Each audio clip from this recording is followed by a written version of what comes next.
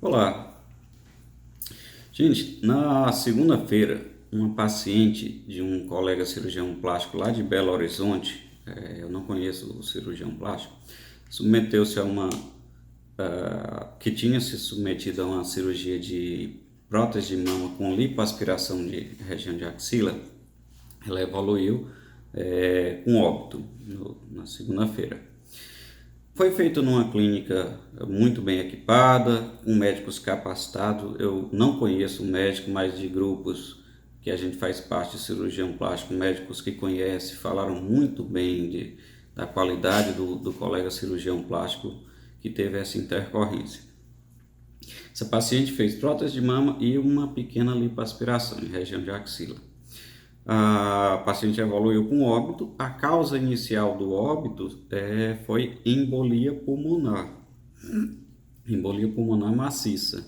Ainda foi feita uma autópsia, ainda aguardo o resultado final para confirmação. A embolia pulmonar é o evento que os cirurgiões plásticos mais têm medo na cirurgia, como consequência de cirurgia. É mais relacionado à lipoaspiração. Em teoria, toda cirurgia, qualquer que seja plástica ou não plástica, pode ser um fator de risco para a ocorrência de embolia pulmonar. O que é embolia pulmonar? O sangue coagula normalmente numa veia da perna e solta um pedaço desse coágulo. Isso vai até o pulmão e faz com que obstrua o fluxo sanguíneo para uma determinada região do pulmão e aí a paciente não respira direito. No embolia pulmonar maciça, vários desses êmbolos se soltam das pernas, das veias das pernas, e vários desses êmbolos vão se alojar nas artérias que irrigam o pulmão. E aí você não consegue respirar adequadamente. Essa é a principal hipótese, né? Por que isso acontece? Isso acontece por vários motivos. Existe o que a gente chama de tríade de Virchow, que são fatores que aumentam esse risco, que é a hipercoagulabilidade do sangue.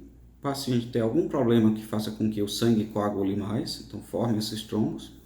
Estase venosa, o sangue está correndo devagar nessas veias, então o sangue que caminha mais lento, ele tende a parar, tende a coagular.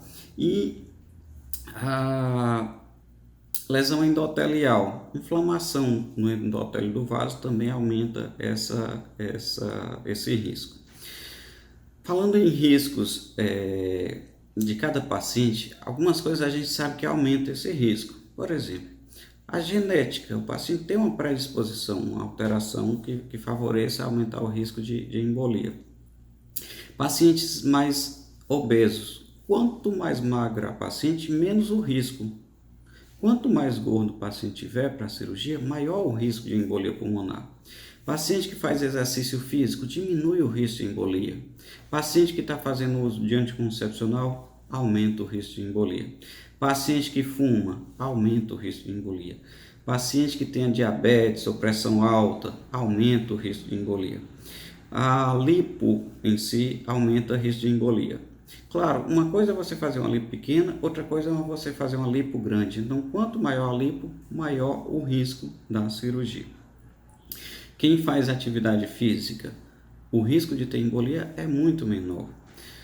Cirurgias associadas, como por exemplo mama e abdômen no mesmo dia, o risco de embolia é um pouco maior. E o que a gente médico faz durante o procedimento é tentar controlar esses fatores de risco. E além disso, a gente usa meias antitrombo para diminuir a formação desse coágulo nas pernas, botas pneumáticas que faz com que o sangue não fique parado nas pernas, além de medicações que diminuem o risco de embolia. Além disso, a gente estimula bem o paciente a andar. Quanto mais anda, mais o sangue não fica parado nas pernas, menor o risco de embolia.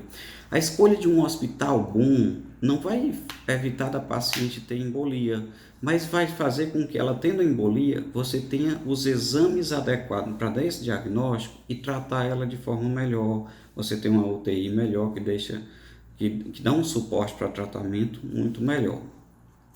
A embolia, o mecanismo de ação é até algo parecido com um infarto, como um AVC. O infarto é também um sangue que coagulou e obstruiu uma artéria do coração. Um AVC é um coágulo que obstruiu uma artéria que vai para o cérebro. Então, eles fazem parte do que a gente chama de eventos tromboembólicos, né?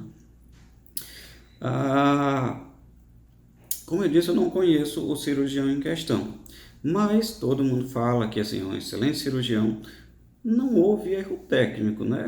De cara já dá para ver, porque assim, foi uma cirurgia simples, a prótese de mama com a lipoaspiração muito pequena, o que nos mostra assim, que esse risco existe mesmo quando todos os cuidados são tomados.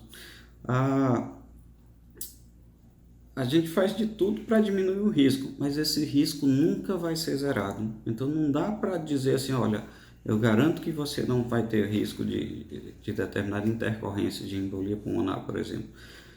Algumas coisas a gente faz para diminuir o risco, mas esse risco sempre existe. É comum isso acontecer? Não, não é comum. Mas veja, um caso que aconteceu lá em Belo Horizonte chama a atenção no Brasil todo.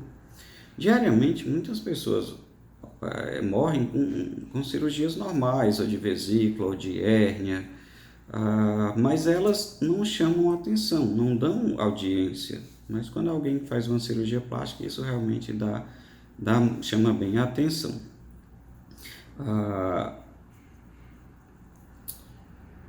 Outras cirurgias também, como eu disse, pode causar embolia pulmonar. Eu conheço parentes, eu tenho um parente que veio a óbito, que operou um cisto no ovário e evoluiu com embolia pulmonar, né? Então, qualquer cirurgia pode causar embolia pulmonar. Depende de vários fatores, não só da cirurgia, mas também de fatores inerentes a cada paciente. Às vezes, há uma genética muito forte para formar embolia. E você diz assim, tem exames para a gente saber? Na maioria das vezes, não. Na maioria das vezes, os exames estão todos normais. Não dá para você fazer um exame que diga se a paciente vai ter ou não embolia. Dá para você fazer um estudo para ver a tendência dela ter embolia de acordo com esses fatores que eu enumerei, de excesso de peso, de cigarro, de anticoncepcional. Sempre quando acontece uma intercorrência, um evento ruim como esse, tem que ficar algo de aprendizado, né? Tanto para paciente quanto para os médicos. Algumas coisas devem ficar esclarecidas. Primeiro, que toda cirurgia vai ter seu risco. Antes de me tornar cirurgião, eu pensava muito, poxa, eu vou entrar numa especialidade em que as pacientes podem fazer um procedimento, esse procedimento levar a óbito. Infelizmente, qualquer área da cirurgia tem suas complicações que podem levar a óbito. E infelizmente, alguns tratamentos precisam ser cirúrgicos, seja na área da estética, seja na área das patologias normais, né? Alguns tratamentos só podem ser feitos com cirurgia e infelizmente a gente não tem outra forma de oferecer para paciente. Uma coisa que tem que ficar clara é que o risco sempre vai existir. O que você pode sempre conversar com o seu médico é quais as possíveis coisas que vocês podem fazer para diminuir esse risco. Nunca vai ser zerar o risco, para você tornar esse risco o menor possível. Mas mesmo essa paciente em questão, que os riscos dela eram mínimos, acabou evoluindo com essa intercorrência. E, acima de tudo, a gente médico tem humildade de dizer, olha, isso poderia ter acontecido com qualquer médico. Infelizmente, qualquer cirurgião que opere vai ter sempre esse risco. Só não vai ter intercorrências aquele cirurgião que não opera.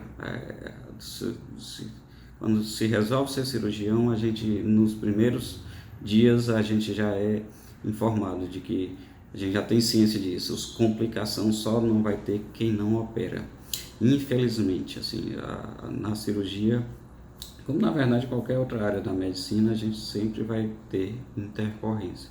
O que cabe a nós é tentar cercar do máximo de cuidado possível para que essas intercorrências ou não aconteçam ou aconteçam numa menor escala. Mas mesmo com todos os cuidados, como foi o caso em questão, a paciente pode vir a ter. Isso é uma coisa que foge ao controle médico. Infelizmente é estatístico. Mesmo fazendo tudo correto, mesmo com aqueles fatores que podem ser controlados, tendo sido controlado, o risco de intercorrência ele sempre vai existir, poderia ter sido com qualquer cirurgião plástico. É importante que as pacientes saibam que o risco sempre existe, não é comum, esse tipo de evento não é comum, é menos comum do que nas outras cirurgias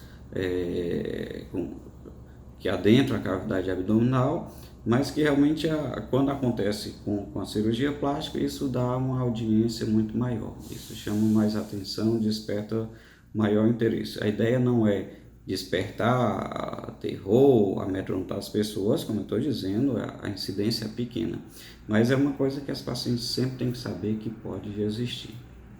Um abraço a todos vocês.